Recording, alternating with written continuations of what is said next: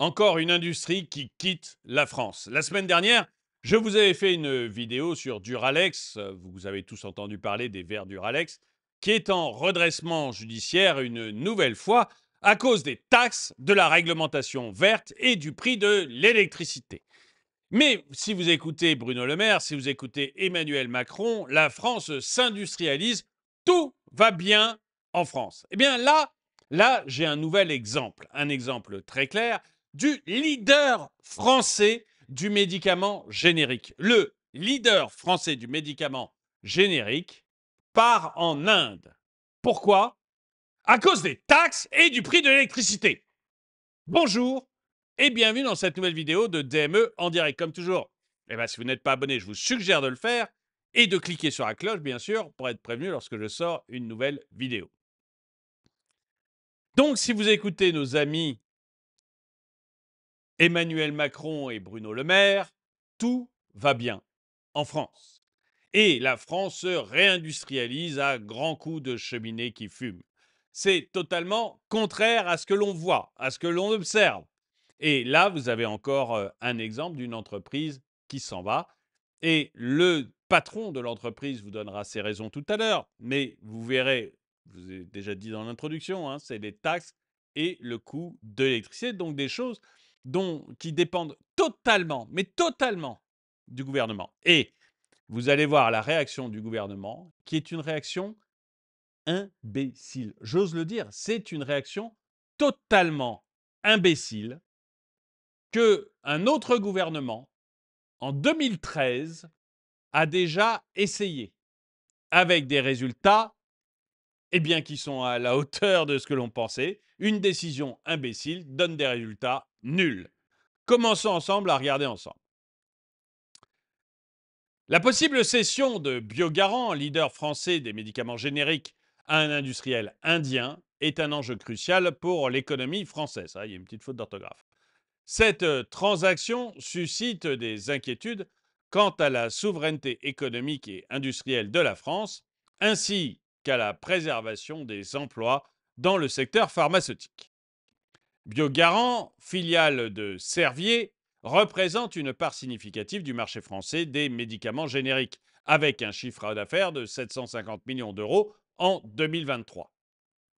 Sa vente à des repreneurs indiens comme Torrent Pharmaceutical ou Aurobindo Pharma, connus pour leur expertise dans les génériques, pourrait compromettre la production nationale de médicaments. Et on se souvient que Emmanuel Macron, enfin, tout le gouvernement, etc., nous avait promis juré après le Covid qu'on réinstallerait les entreprises en France. Alors, soit dit en passant, je le dis très rapidement, vous savez qu'à l'époque, du coup, il y a des industriels qui ont cru le gouvernement, comme quoi il y a des imbéciles partout, qu'est-ce que vous voulez? Et ces industriels ont créé des usines en France pour fabriquer les fameux masques. Parce que le gouvernement avait dit qu'il fallait absolument qu'on fabrique les masques en France. Et donc, vous aviez, il me semble, 3 usines de masques qui s'étaient montées en France. Ils ont fait faillite. Vous savez pourquoi? Parce que le gouvernement a recommencé à commander ces masques en Chine. Parce que c'est moins cher. Voilà. Bon, mais c'était juste une petite parenthèse. En effet, Biogarant emploie donc directement 240 personnes. Donc, vous voyez, ce que je voulais dire avec cette parenthèse sur les usines de masques, c'est que, bon, c'est pas parce que le gouvernement dit qu'il veut que les médicaments soient fabriqués en France pour plaire à l'opinion publique qu'il fait quoi que ce soit pour que ce soit fait. Biogarant emploie directement 240 personnes et indirectement plus de 8000 autres via ses sous-traitants, ce qui souligne son importance pour l'économie française. On a donc une entreprise de médicaments qui quitte la France et qui pense quitter la France et qui devrait être achetée par des Indiens. Vous verrez les raisons tout à l'heure. Et on va voir donc la réaction du gouvernement à cela, ce qui est, à mon avis, l'extrême mauvaise réaction. Vous allez voir. La réaction du gouvernement français, notamment celle du ministre de l'Industrie, Roland Lescure, souligne l'importance stratégique de Biogarant pour la France. La possibilité d'utiliser la procédure des investissements étrangers en France pour bloquer ou conditionner la vente témoigne de la volonté de préserver l'empreinte industrielle et la souveraineté sanitaire du pays. Cette approche est en ligne avec la vision du président Macron qui a souligné l'importance de produire localement des médicaments essentiels. Donc, qu'est-ce que veut faire le gouvernement? Il veut bloquer la vente. Son idée, c'est de dire, bah, écoutez, on ne veut pas que le leader français du générique parte en Inde. La bonne approche, ça serait de régler les problèmes du leader français du générique, mais l'approche gouvernementale, c'est d'interdire la vente. C'est totalement stupide. Alors pourquoi je dis ça? Je dis ça parce que on a déjà eu l'exemple en 2013 avec Arnaud Montebourg et Dailymotion. Je ne sais pas si vous vous rappelez. Dailymotion, à l'époque, Orange a acheté Dailymotion historiquement, voilà. Je ne sais pas si c'était à la demande du gouvernement français ou si c'était la grande mode de racheter ce genre de boîte, mais Orange a acheté Dailymotion et n'en a pas fait grand-chose. Dailymotion, donc, qui est une boîte française, Orange décide de le vendre à, Yahoo. Yahoo, elle, cherche désespérément un concurrent pour YouTube. Et vous savez que YouTube appartient à Google. Et donc, Yahoo aimerait avoir un concurrent de YouTube qui lui appartienne aussi. Et donc, Yahoo trouve que Dailymotion, c'est pas mal. Orange trouve que bah, c'est déjà des sous-sous qui rentrent, donc c'est bien. Et il trouve aussi que pour Dailymotion, c'est pas mal parce que ça lui permet de s'étendre mondialement et donc d'avoir, comme YouTube, un rayonnement mondial. Donc c'est assez intéressant comme deal. Mais on a à l'époque le ministre du redressement productif, rien que de se dire, bon, enfin bon, qui est Arnaud Montebourg, donc, qui monte sur ses grands chevaux en disant qu'il n'en est pas question, que Dailymotion est une pépite française et que comme pépite française, elle ne doit surtout pas être vendue à un étranger. Et donc, il propose, enfin, il met lui aussi la menace de bloquer la vente. En plus, l'État français possède à l'époque 26% d'Orange, donc un quart de l'entreprise Orange. Donc, il a un poids très lourd sur le conseil d'administration, il peut prendre des décisions. Et donc, on a un ministre du redressement productif qui décide d'empêcher la vente de cette pépite française qui est Dailymotion à Yahoo. Qu'est-ce qui est devenu Dailymotion depuis? Voilà pourquoi je dis que c'est imbécile. Qu'est-ce qui est devenu Dailymotion depuis? La dernière fois que vous avez regardé Dailymotion, c'était quand? En fait, Dailymotion, était déjà en grande, grande difficulté par rapport à YouTube. À mon avis, même, ça n'existait déjà pas par rapport à YouTube. Maintenant, Dailymotion, ça n'existe pas du tout. Il y a encore une plateforme, on est d'accord, elle existe encore dans le sens où vous pouvez voir des vidéos, mais quand est-ce la dernière fois que vous avez regardé une vidéo sur Dailymotion? Personne ne va sur Dailymotion, c'est vide Dailymotion. Les seules vues que fait Dailymotion, c'est, bon, j'exagère évidemment un petit peu, hein, mais c'est les rediffusions de CNews, puisque quand vous allez sur le site CNews et que vous voulez regarder une vidéo en rediff, peu importe laquelle, c'est repiqué sur Dailymotion et pas sur YouTube. C'est tout. D'ailleurs, je ne comprends pas pourquoi CNews a choisi Dailymotion plutôt que YouTube, parce que honnêtement, la plateforme est beaucoup moins bien et beaucoup moins technologique. Mais peu importe. Mais vous voyez, c'est comme ça que Dailymotion fait ses vues. C'est tout simplement les rediffs de CNews ou de deux, trois chaînes, un peu militantes, entre guillemets, dans le sens française, qui veulent, voilà, qui veulent aider Dailymotion. Mais c'est tout, sinon Dailymotion ne fait aucune vue. Et donc, vous voyez que le fait d'avoir bloqué Dailymotion acheté par Yahoo ferait de toute manière beaucoup plus de vues qu'actuellement parce qu'elle serait internationale. Et donc, de toute façon, elle ferait beaucoup, beaucoup plus de vues qu'actuellement, ce qui aurait permis à la boîte de grandir. de devenir plus puissante. Et on peut espérer que Yahoo ait en plus apporté de la connaissance, c'est le deuxième moteur de recherche. C'est tout petit par rapport à Google, Yahoo, mais c'est quand même le deuxième moteur de recherche au monde. Et il aurait apporté de la technologie, de la connaissance et du contenu à Dailymotion. Donc Dailymotion serait beaucoup plus grosse qu'elle n'est aujourd'hui si M. Montebourg n'était pas mêlé. Et tout ce qu'a fait le gouvernement en se mêlant, parce que le gouvernement entier était derrière Arnaud Montebourg, en tout cas c'est ce qu'affirmait Najat Vallaud-Belkacem dans les interviews, qui était porte-parole du gouvernement, c'est ce qu'elle affirmait dans les interviews de l'époque. Donc, qu'est-ce qu'a fait le gouvernement en bloquant la vente de Dailymotion à Yahoo? Bah, il a juste tué Dailymotion qui, depuis, végète, ne grossit pas et reste la petite boîte qu'elle est destinée à rester pour les années qui viennent, quoi. Donc, c'est pour ça que je dis que c'est stupide. Et qu'est-ce que va faire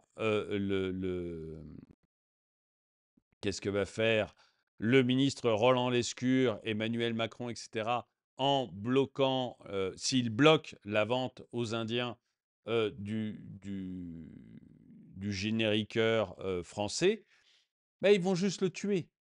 C'est-à-dire que vous allez voir pourquoi se vend cette entreprise de générique aux Indiens, pourquoi le patron veut vendre cette entreprise de générique aux Indiens. C'est juste parce que ça ne va pas financièrement. Et donc, au lieu de s'attaquer au problème, le gouvernement veut bloquer la vente. Mais s'il ne s'attaque pas au problème, c'est-à-dire pourquoi ça ne va pas financièrement, s'il ne s'attaque pas à ce problème-là, on va juste avoir un nouveau Duralex. C'est-à-dire une boîte qui va se mettre en redressement judiciaire dans quelques années ou quelques mois, quelques années j'espère, qui va se mettre en redressement judiciaire. Et puis on verra à ce moment-là si l'État décide de le sauver ou est obligé de le laisser tomber, comme on se demande pour Duralex tous les ans. Hein. Je rappelle que Duralex, donc les verres, l'État avait fait un chèque il y a 1 ou 2 ans de plusieurs millions d'euros pour éviter que la boîte parte en liquidation judiciaire. Et là, il doit soit refaire un chèque, soit décider que on s'en fout, et laisser la boîte tomber au tapis parce qu'il ne règle pas le véritable problème. Duralex, son véritable problème, c'est les taxes, les normes écologiques et le prix de l'énergie. Eh bien, regardons quel est le véritable problème de ce fabricant de médicaments. Cependant, la situation financière précaire de Biogarant, mise en lumière par le directeur général de la société Jérôme Virotius, soulève des défis supplémentaires. Les taxes élevées et l'inflation croissante dans le secteur pharmaceutique rendent difficile la rentabilité des entreprises, ce qui peut conduire à des décisions stratégiques telles que la vente à des acteurs étrangers. Les taxes et le prix de l'électricité. L'inflation croissante dans le secteur pharmaceutique, c'est le prix de l'énergie. Le prix de l'énergie dans l'industrie en général a augmenté de 45%. Donc c'est gigantesque. Et les médicaments, ça consomme beaucoup d'énergie. Et donc, vous voyez, vous avez une entreprise avec une situation qui est en situation financière précaire. Elle est en situation financière précaire. Le directeur explique pourquoi. Les taxes et l'inflation, le prix de l'énergie. Voilà les deux problèmes du médicament. Les taxes et le prix de l'énergie. Les taxes et le prix de l'énergie, c'est deux choses qui dépendent directement du gouvernement. Directement du gouvernement. C'est les deux raisons principales pour lesquelles on ne se réindustrialise pas. Je vous le dis depuis le début, on ne se réindustrialise pas uniquement à cause des taxes, du prix de l'énergie, et si je dois rajouter un truc, je dirais des réglementations écologistes qui font que c'est beaucoup trop long de construire une usine. Bon, j'en ai déjà parlé avec le DUF et avec d'autres industriels, donc je ne vais pas parler de l'écologie puisque là, ce n'est pas évoqué dans l'article.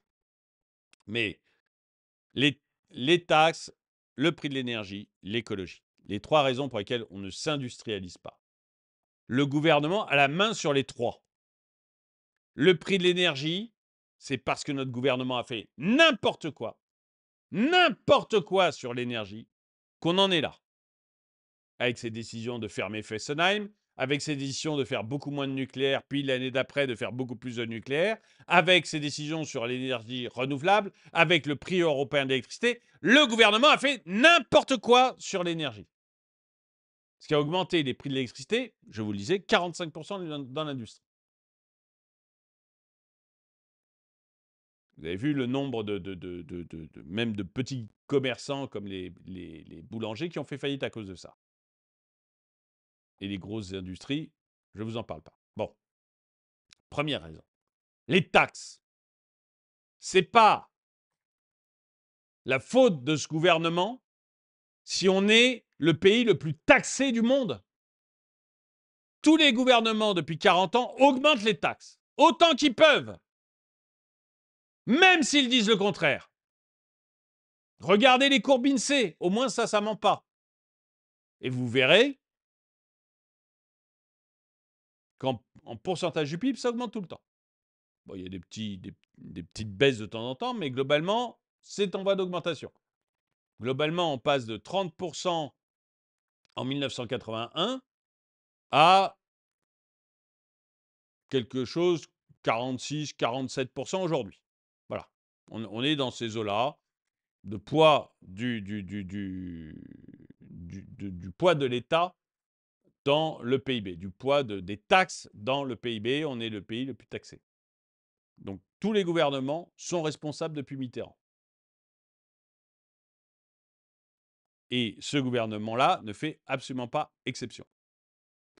Donc, la bonne réaction face à cette entreprise qui se retrouve en difficulté financière, c'est de dire, bon, bah, nous, gouvernement, on a décidé de réindustrialiser la France, parce qu'on voit bien que ça ne marche pas.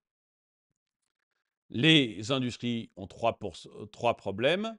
Donc l'écologie, mais là, je ne vais pas en parler puisque ce n'est pas dans l'article.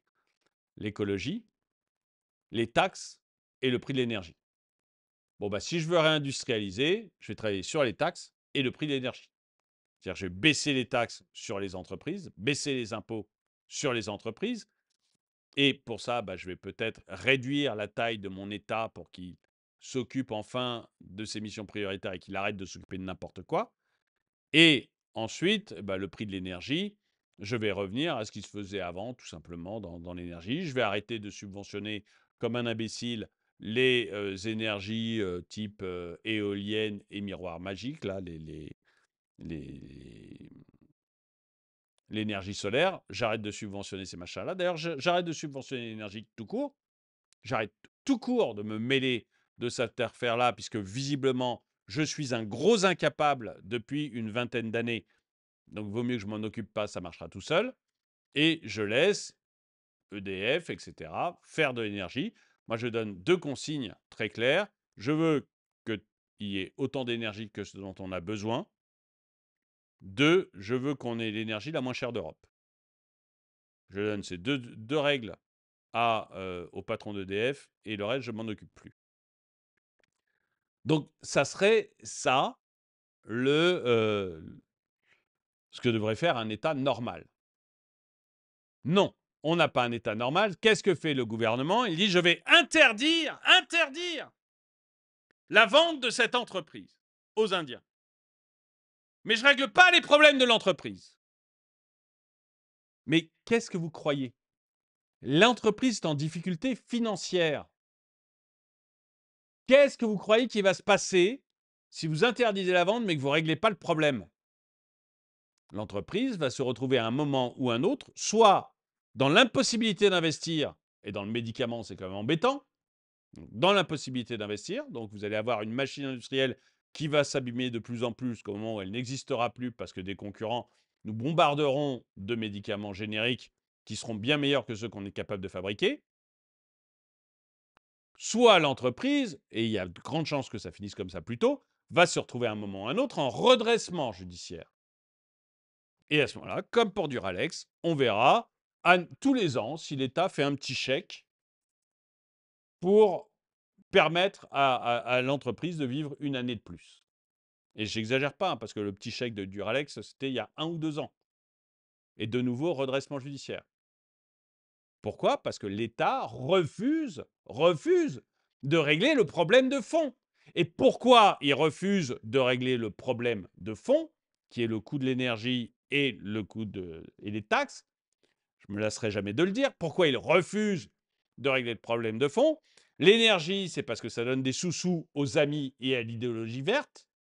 Donc on donne des sous-sous aux fabricants, pas aux fabricants, mais à ceux qui font tourner des éoliennes et ceux qui font du photovoltaïque, les amis. Et en plus, c'est vert. Donc ça permet de montrer qu'on défend une idéologie verte. Donc ça, on ne veut surtout pas y toucher. Et les taxes, en fait, vous avez un État qui est persuadé qu'il doit être au centre de tout,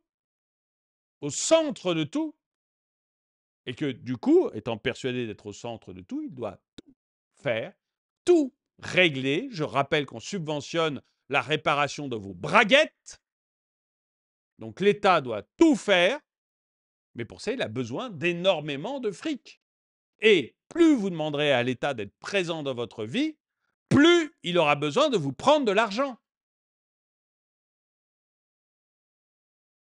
Et c'est vers cette dérive que l'on va petit à petit. Et c'est pour ça que l'État ne veut surtout pas baisser les taxes et qu'il ne veut surtout pas régler le problème de l'énergie. Mais qu'est-ce qui va se passer? Vous allez vous retrouver avec plein d'industries, de plus en plus d'industries, qui soit vont faire faillite, soit vont se barrer, soit quand l'État interdira la vente, comme ça a l'air d'être le cas là pour l'Inde, eh bien, vous allez tout simplement avoir des industries qui vont être en redressement judiciaire tous les ans, tous les 2 ans. Et l'État va faire un petit chèque pour qu'elle passe le cap.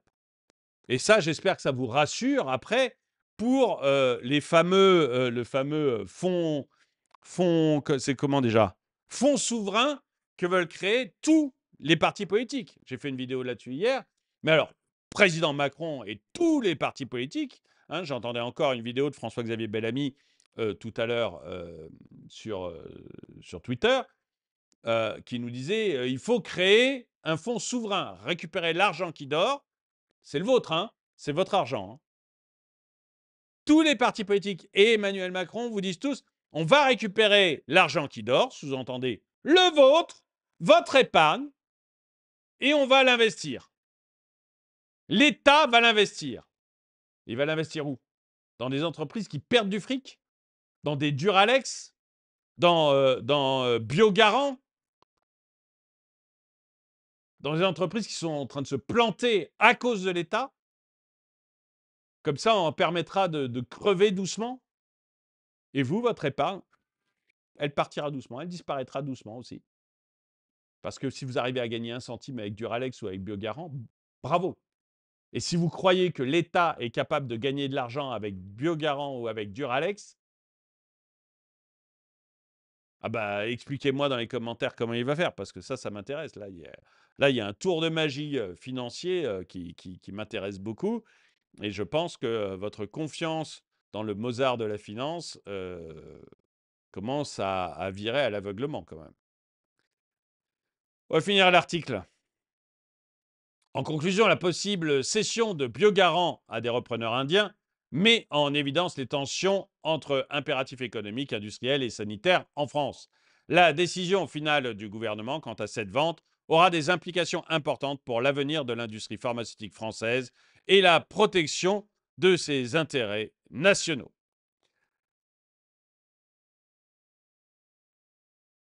Tant qu'on ne réglera pas les problèmes de la France, les 3 problèmes de la France, la dérive écologique, la taxation beaucoup trop importante et le prix de l'énergie, on ne réindustrialisera rien du tout. On ne fera que parler, que jacter.